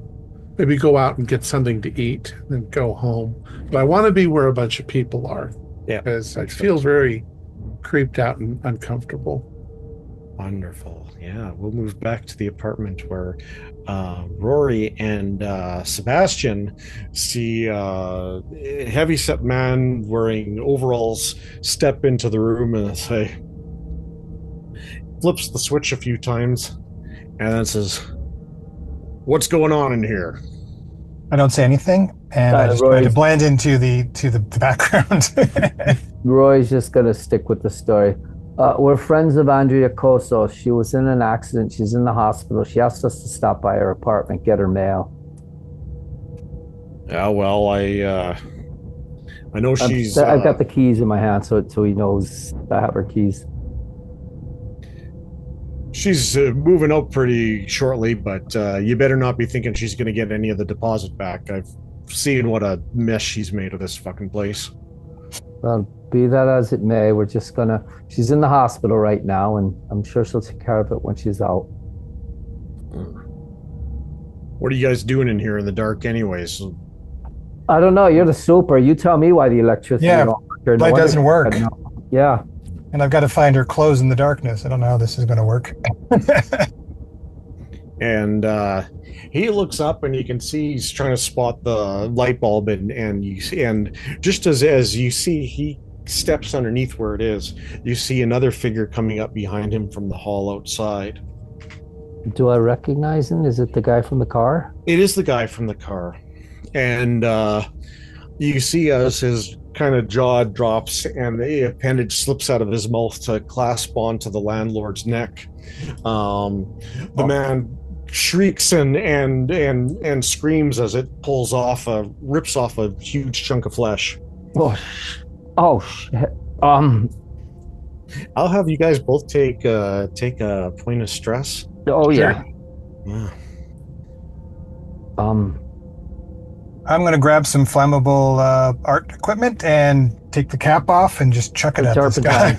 Turpentine.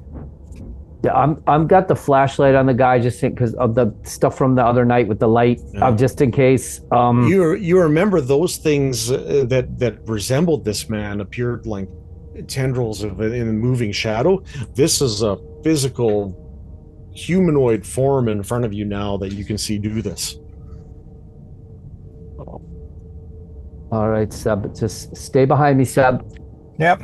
I'm like, I think Roy's going to try to push the guy that just came in away from the super. He's going to go right up to him. Is this where I guess we're going into combat, aren't we? Yeah. Let's do combat. Okay, let me do my roll first to see if Seb's presence. Oh, is it up or down today? Let's find out. 1 to 3 will be no, and 4 to 6 will be you are easing my tasks. It's hilarious. A 6, you are easing my tasks. Yay! I'm glad to hear it. I'm also gonna put Seb under my protection so that any of the rolls that I make up with he'll be enabled on any. It's speed, right? I think it's speed defense. Yeah, you're looking for speed defense. Okay, so his speed defense will be lowered. Okay, you're looking for a speed test of level 4 to get the initiative, to get the jump on him. Okay, we will move this through quick to get back to everybody all together, but yep. Okay, I'm gonna burn some speed to get to level 3. Yeah, let's see, I have initiative, so I'm down to 3. This is worth it. I'm gonna spend a point to bring it down to 2 of my speed pool because I got an edge of 2, so I'll go down a point. So yeah, so I've got so I just need a 6 or higher, and that is a 10. That's 10. Okay. And how about you, Seb? I'm going after. Oh, you're going after. Okay, sorry. In that case, go ahead, Rory. Okay, I'm going to shove him, which I guess is sort of like fists. Looking to hurt too. So let's see. So I've got, so that's a might roll. Let's see, my tests are eased by Seb. So I'm going down from 4 to 3 to 2. Okay. So I need a 4 or higher. And that is an 18. Nice. Wow. Yep. So it connects, and it's an extra 2 points of damage. Yeah. Extra 2 points of damage. So I 6, 7, 8 points of damage. Oh. Ooh, nasty. Yeah. You should see me with a door. And yeah, I have. The thing that looked like a man outside crashes back into the wall. If not the landlord, the handyman or whatever role in the building maintenance that the guy was, the victim, just falls aside, and he's grasping at his neck and trying to start the bleed. You seem to have detached whatever appendage, the tongue or thing it was that was attached to the man, and it quickly pushes itself off and moves towards you. Rory, you hear it speak to you. Its mouth doesn't move. You could see its tongue kind of lashing around, but you hear its voice in your head saying, "Stop, quit attacking, quit fighting, give up." And I'm going to have you make an intellect defense roll to try to avoid its hypnotizing. And it's a 4 out of 4. Is he a 4? Yep. Okay, so I'm going down for Seb with Seb's presence 3, I think. I have intellect defense, so that brings me down to 2. And I'm rolling intellect. I'm going to spend 3 points of intellect to bring it down to a 1, which is I need a 3 or better, right? Yep. And a 2 or 1 is a GM intrusion. Okay. That's a 9. 9. Yes, you are able to avoid whatever effect it's trying to have you give up or become despondent. Don't try to get into my head. You won't be able to do it. Sebastian, how about you? I'm dousing you with turpentine. Big bottle, spray, squish, just all over the damn thing. The handyman on the floor is still grabbing his neck and screaming for help. Rory, you're up. All right. You know what Rory knows about vampires and things. He doesn't know what this thing is. It's got that tongue. It was talking into my mind. It was not. He's wondering if it's a vampire. And he knows what he has to do. He basically, We have to light it on fire. So I guess I'll just, what he did with the turpentine, I'll take a lighter out of my pocket and just light him on fire. Nice. I will have you make a speed check just to make sure that you can Sure. get him. Okay, so it's 4, -1 for Seb. Does this count as me using, like hitting him, or no?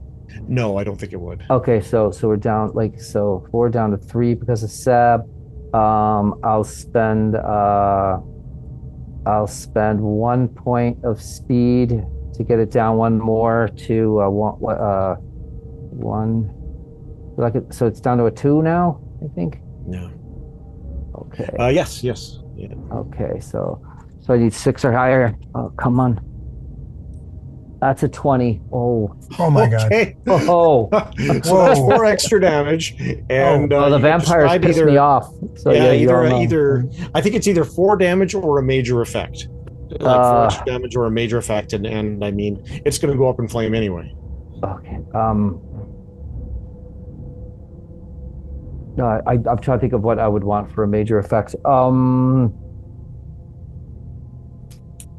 Okay, so he's gonna go up in flames, and he's gone. I'm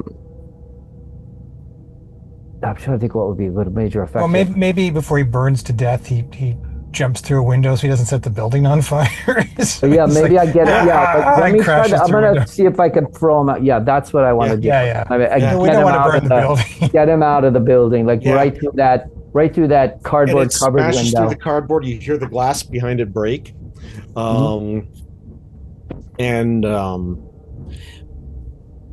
The two of you, are standing there. You see he's completely disappeared out the window and dropped down a half flight to the ground outside. The light kind of comes in and lights up the apartment now, and you can see kind of the chaos Casso was living in, with little bits of paint and plates that have been used as pallets and stuff like that spread out all the room. Yeah, but the handyman lying on the ground, clasping at his neck, has reached around and he's trying to grab something, and he's grabbed the first piece of cloth he could get to pull. And I'll offer you both a GM intrusion, I think, for that one, maybe. I think I'll offer it to Seb. Okay. And so you can choose Roy for the other point, or I'm gonna choose Ethan because he's been having a rough time. Yeah, throw that to Ethan, and what you see, Seb, is that he's pulled the cloth off the main easel. Oh no! And glancing at it, I will share. Damn it! It's in the light, though. It's in the light. It can't. And it's shown in the light, and that's pretty, in a bad way. Oh, Mel was right. She's pretty talented. Yeah. It looks like a ring. I think that's an eyeball, isn't it? The very first sense you get is that it's an eye watching you, but the more you look at it and the more you glance back at her reference material that she had out, you begin to realize that you're seeing the northern lights somewhat reflected in the picture, and you almost are forced to conclude that the sun is what's in the center of it over a snowy an landscape. Eclipse. Oh, yeah, eclipse, of course. In the northern lights. Wow. Something about it triggers a memory or something that you remember, but you can't quite place what it was. Maybe the letter we wrote. They were getting it. The letter we read. Is there anything recognizable on the ground, like a building or anything? Or no, it doesn't seem to. The one thing you do see that she appears to be depicting, it's not hard to tell exactly, but it looks like it's in a snowy place. Right. I bet it's that from where the letter came from. Yeah. Well, those two distinctive mountain structures or something, or hills or something in the foreground.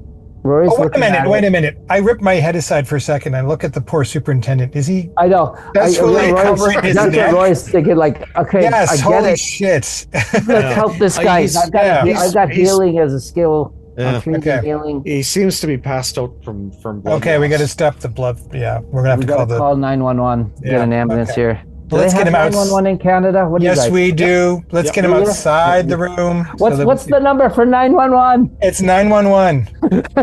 Same anywhere. Hasn't changed. We will go from there up in time a few days to Dr. Melanie Beaudry and Ethan being back, and Rory and Sebastian being back at the St. Cyprian Library with Mortimer Bosch. The date is October 16th, and the 5 of you are reunited. You're downstairs in your new basement office. Okay.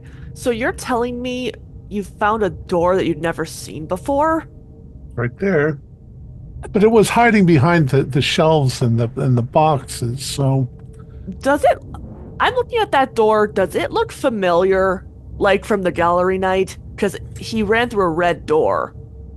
Yeah, it does look very familiar, but it was dark. There was a lot of chaos going on there. Beyond them both being red, you weren't. It was on the other side of the gallery from you. Mm-hmm. Yeah, you can't quite place it for sure, but it does remind you of that instantly. So, at is it the an old gallery... door? Like, is it old, like 19th century old, or is it more of a modern door? It looks more like 19th century. It looks fairly it's Right. part of the original. Right. So Okay.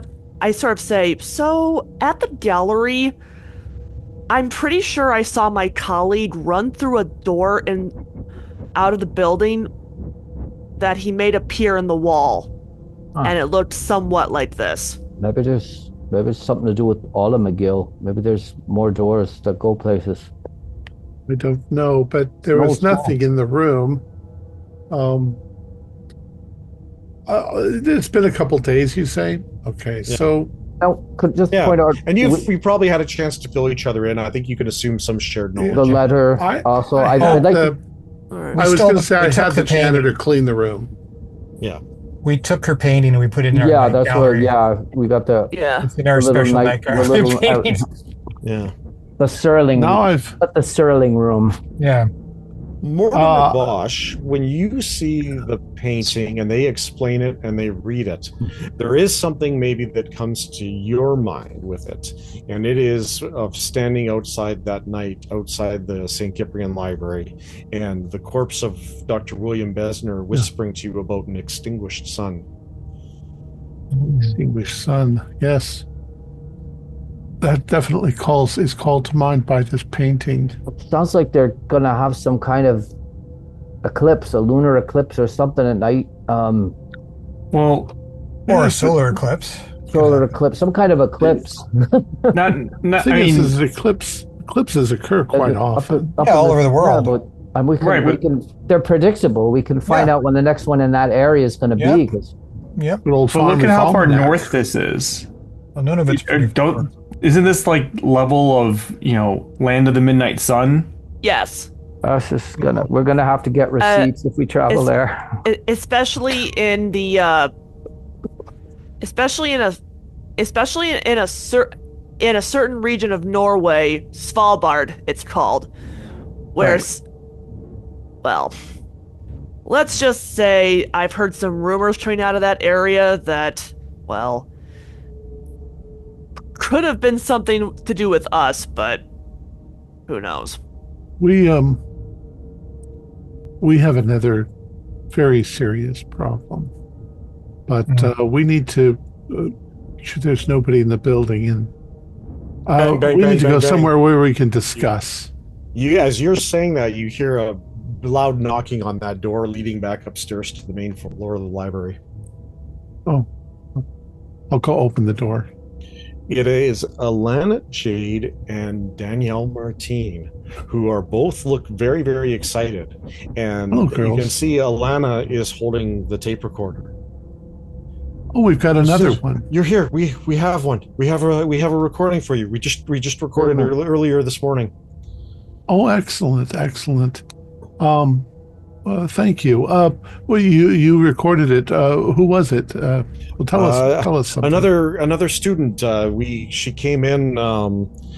It's weird, and Alana and Danielle both are just brought into enough of what you guys do that they've been collecting these statements for a while, and they still see it kind of as paranormal research type thing, and Sure. and they say, yeah, it's another first year student here, Joanne, is that she was telling us some weird stuff going on with her.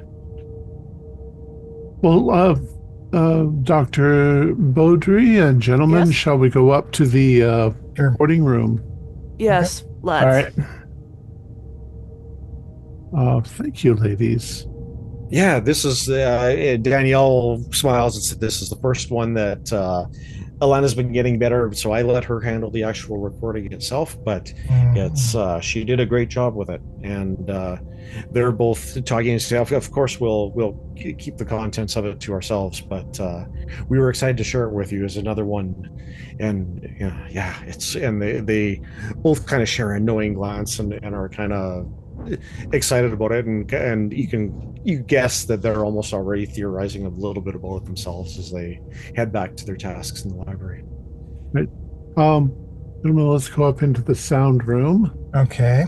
And once we're in there, I'm going to be like,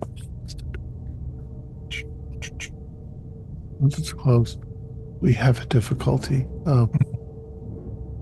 Something that may be very dangerous, but Seb, your perceptions may be absolutely correct. She's not the same girl, I know that. I did a great deal of research while you guys were gone, and I believe that it may be an entity. It's referred to in a number of books. In Latin, it's called noneos, which means not them. Okay. We have to be very careful. It comes across as a kind of predator that attempts to, basically it's just living its life, but it does so by doing the mockingbird thing. It takes over somebody's shape and form. It's not clear how it eliminates the individual. It might be Danielle dead? I believe she's probably dead. This thing took her over. It's now living her life, and it'll just go on until it finds somebody else to move into. It's very good at manipulating minds, but it's not 100%, which is why Seb seems to be able to perceive it. It's also somehow able to alter digital data, even sound recordings, but I'm guessing that a Polaroid using silver nitrate as a recording is able to show the difference. Actually, Danielle usually leads the tape recording sessions. If she gave it to Alana to do that, she didn't want her voice on the tape. Yeah. No, or yeah, that's possible. Yeah. In any case, the thing is intelligent. Yeah. And if it suspects that we know, then most likely it'll come after us to try to replace us. So there's always a possibility of one of us being murdered and replaced by this thing. Well, Dr. Bosch, I'm not sure what to do. Dr. Bosch, my VHS magnetic tape recording system, I can put it in anytime. I've got everything working. I know we wanted it for the vault, but we may want to put some other key areas. Then we can, if you say she's dangerous, we don't want her to know looking at her. But your videotape is also magnetic. She's able to alter that, I think. It's the digital. The digital she alters. Yeah. Well, it's also magnetic because she's altering her brain waves. But she doesn't want to be around the magnetic. I was thinking because that would catch her. It would catch her in her lie, her deception. But if we want a picture of her, of what she actually looks like, we need to use an old-fashioned Polaroid camera. I've got one. All right, the problem is that if we take her picture, she may very well know what we know by doing that. We have to do it covert. Yeah, use a long lens and take her picture from a distance so she doesn't. From a distance. That's very good idea. We could have some hidden cameras. Well, there's all sorts of students that have. Or Well, people take pictures all the time. Yeah. Or force a group photo if she doesn't want to reveal herself in front of the entire cohort. Yeah, but She we don't just want her to wouldn't show know. up. We don't want her to know. No, I'm all for I think we need the hidden camera. Yeah, I'm all for trying to question is- prove that she is one of these not thems, but shouldn't we also figure out how to protect ourselves? Because you said Mortimer, you said that they're intelligent. They're going to figure this out. Right. I haven't found any means of defense. Then my suggestion is before we try and take her picture or whatever, we find some type of defense. Well, the only thing that comes to mind off the top of my head is if it's some sort of an evil entity is trapping it. And I know we might immediately go to thinking of drawing circles on the floor and writing symbols. We don't know that that ever worked, but definitely trapping it physically somewhere. It has to attack. It's not a psychic attack. It's a physical attack to take somebody over. Yeah, but Maybe it's If we could restrain it. Maybe like a Faraday cage, something magnetic or something. yeah, its ability to Get it into the rewrite our room. memories, rewrite reality. That's not merely physical, though. Yeah, she doesn't look like Danielle, so she didn't assume Danielle's form. She looks like Danielle to us. She has rewritten but all of our minds to think The that. minds, but she hasn't physically changed shape in any way. But we don't know what she is capable of. If she could, we could think that we've got her and she has simply tricked our brains. Sebastian, you seem to be the only person that sees through it. Which would mean that if she figures that out, you're the main target. Yeah, well, I made excuses about migraines. It's all good. I just want to know if Danielle, the original Danielle's okay. I mean, do you know for sure that they killed a person, they assume? That's their modus operandi. That's Okay. what they do. God, I don't know if it's for food or if it's just for camouflage, but yes, Danielle's probably, girl. and her family doesn't know because they think that it's Danielle. So we don't know what happened to her. And there's the uncertainty fact that I myself am convinced that it's actually Danielle in my head, in my eyes, in my hearing. But I think that you're right. I think that it's one of these It's not too- thems. It's too convenient that she took over one of our interns. I think this is somebody or something has put her here. She knows what Maybe. she's doing here. That's why we got to be really Yeah. careful, because we can't just go and I've- take a group photo. She's an infiltrator. So should you assign her to other duties then? All of these, I've assigned her to inane duties, but Okay. No. when I did that, she almost immediately caught on. That No. We got to do what the Brits would do in these cases. We got to feed her bullshit and see where it goes. Doctor, if you could make a fake book that she takes an interest in with some interesting information and see what she does with it. That's a task that's monumental. Forging a book and making it look realistic. You have to have the right paper, the right ink, the right It technique. could just be But a I transcript could do it, of but it something. might take 2 years. What if we grab something that we already have that isn't too much of a risk? Someone we know well, is I- bogus. And I make kind of some told kind her of that I wanted her statement to up or brush up- story about it to That make I- it look worse than it is. That I wanted her to brush up on her Latin, so I could have her do a translation task of something from Latin to English. I don't know. I like the idea of the long distance photography. That'll just prove that she is what she is. But we'll all see it. You know, we kind of need psychological proof Okay. that she's not just a little girl and that you, Sebastian, are not nuts. Yeah, I was worried about that. I think somebody up in the could post a student out in the belt. It'll take some timing. If I could make it so that the students walk out into the front of the building while we have a student taking pictures of the beautiful Kiprion library from the bell tower, and just, she wouldn't even notice that there Not was at that somebody distance. taking pictures. Yeah. Hmm. Or we Try to have set Rory some- do a drive-by shooting with the camera from a distance. I was worried there for a second.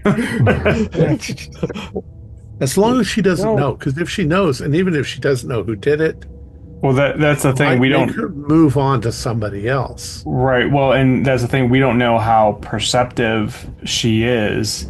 We could, like you said, we could have this long-range camera.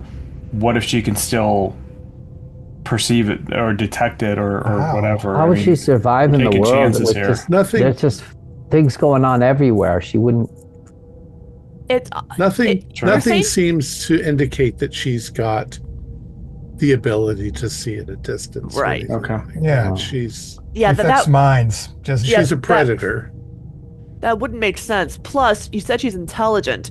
If she were to start herring off after everybody snapping wildlife pictures on campus, well, that's not That's why exactly you- intelligent. That's why you do it with the telephoto lens at a distance that the person wouldn't notice. And not with a digital camera, but with And not with a an digital old camera. Polaroid. Gotta go old I'm school. sure that the photography club probably has the photography club. There you go. Invite them over They would to. have. Well, no, we don't want it to make a thing of it so that she sees people with cameras. It's got to be totally under the radar.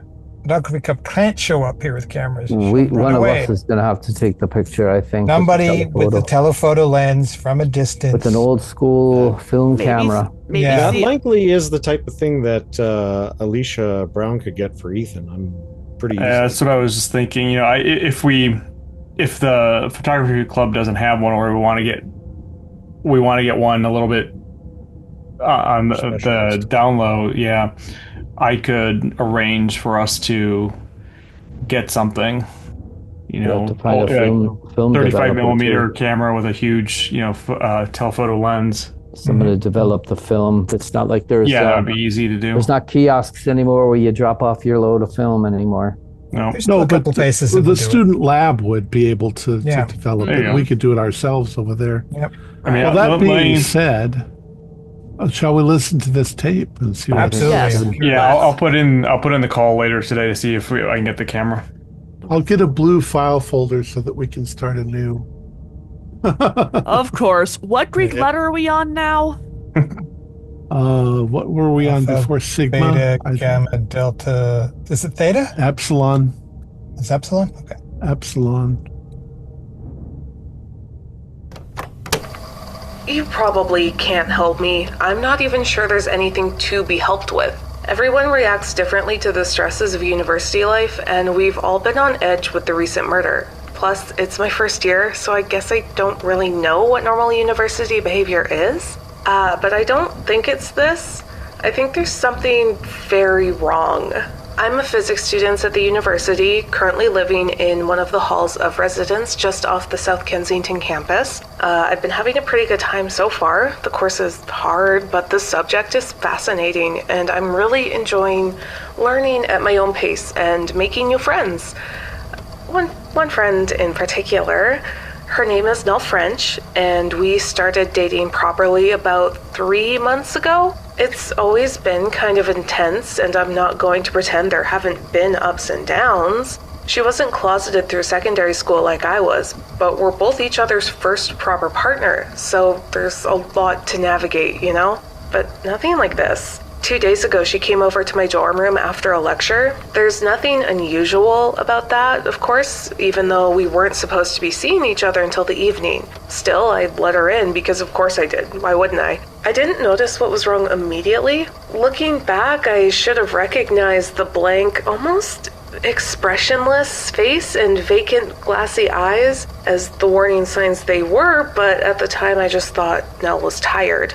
Actually, no. Her eyes weren't fully vacant. There was something in them. A sort of hunger I hadn't seen before. She never touched me. Throughout the whole ordeal, she never laid a finger on me. And even if I wanted to go to the police, I don't think it could be legally called a kidnapping.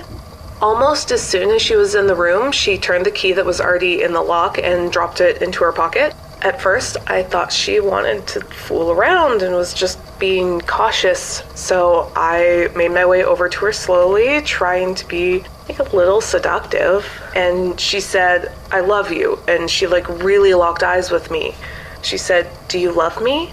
She said it with such sudden and burning intensity that I kind of froze in place. We'd only dropped the L word a week before, so it still carried a lot of weight, but there was a hunger in Nell's voice, which kind of scared me. But I did, and I was sure I did, and I told her so. For a moment, she seemed to relax a little bit, the desperate need leaving her, as her shoulders sagged and the start of a smile twitched on her lips. But it was only a moment. Then the contentment vanished, and she asked me the same question again. According to the clock on my wall, I was in that room for 17 hours. In that whole time, all she did was beg and plead for me to love her, and it didn't matter how many times I said it, it was never enough. I tried every phrasing, every intonation. I hid my terror and proclaimed my affection in flowery and effusive words, declaiming for minutes on end how much I loved her. Nothing sated Nell for more than a second or two, and anytime I hesitated too long, anytime I said anything else, anytime I moved to try and leave the room, she made a sound of such intense, profound agony that I couldn't bring myself to continue. I am absolutely certain that if I had succeeded in leaving that room, it would have killed her. The end of it was almost anticlimactic. Halfway through one of her pleas for my love, Nell began to slur her speech and slump onto the floor. After a few seconds, it was clear that she had fallen asleep. I didn't want to wake her, but she had taken the key from the door and I had to reach into her pocket to get it. Our skin brushed for just the briefest of moments and she shot awake with a gasp. She looked at me, eyes no longer full of hunger, but confusion and fear. She remembered it all. She just didn't remember why she had done it. There was crying and apologies and I think a quite understandable breakup. I mean, at least until we figured out what was going on. I would chalk it up to a weird psychological break. Nell was friends with Ken Wallace, who was killed on campus last week, and hasn't been dealing with it well. But there have been other weird events. There was a guy they had to physically remove from the local church after he wouldn't let go of a big crucifixion statue. And there was some rich kid who spent the day going around paying other students to say he was better than them. Maybe I'm overreacting, maybe it's normal. You know what? I was the only one who looked into Nell's eyes when it was happening, and I looked into them for hours. Whatever happened to her wasn't normal. It wasn't natural. It was something else. And it's still happening to the students here. Still happening? What was the name of this person that was giving the testimony? Joanne something. Yeah, Joanne Crichton. Cricthon, I think. She listed a bunch of things we can verify. Right. Yeah. So is there something that's making people crave validation to a degree that's ridiculous? I'm not sure clinging to a crucifix is a need for validation. No, but paying people to tell you that you're better than them is. And if you want validation from your deity, now it's getting on the students on campus. Curiouser and curiouser. Now I'm gonna definitely want to make a phone call down to the ME to see if she'd been the one to do the autopsy on our murdered student. Yeah, Patricia Henry. Yeah, because it feels like something. Maybe he didn't validate the person who was infected and they killed them. Oh, well, but all right, hold on. So he was the one who was found near Koso's apartment, right? Yeah. How far is her apartment from campus again? It's very close. It's pretty much on the edge of the southern the park campus. that he killed, that he was found dead in, was not very far from Koso's apartment. But artists would live in the student getaway area if they could. It's cheaper. That makes sense. Right. But, I mean, normally I would say maybe it's a coincidence, but given everything that we've gone through, I don't know. And what you all went through while you were there. I'm not even sure I believe in coincidence anymore. Right. But this is a different thing. This doesn't match the other problems we've been having. No, well, there you're may be right. multiple problems going on. We might have There kind of an definitely are. infection of predatory entities that are trying to all Well, feed. I mean, we have one lead to start with, Nell French, to talk to her, and maybe she knows, she remembers something now, or she ate something, or she went somewhere before this, and she was a friend of the murder victim as well. right. Yeah. All right, well, I suppose we have to speak to a student, and I need to make a phone call. Why don't we ever get any cases of like lost kittens? because it would be a devil cat that. And you would Ate your find it, face? and you would find it boring. Fair. I do want to check the possible eclipses because I want to know how much time we've got before this other thing that's coming. Well, there's a farmer's almanac right there. Yeah. Well, no, online there's can probably look it up information online. that can tell us where none of it the next eclipse will be, and based on where we're looking, because we may have to make a field trip. Oh, lovely. Yeah. Get receipts. Got passports. Mm-hmm. Would I we guess we don't need them? need Isn't that part of Canada? No, It you're is. right. We don't You're need right. passports. We don't need them. We don't need. Oh, never mind.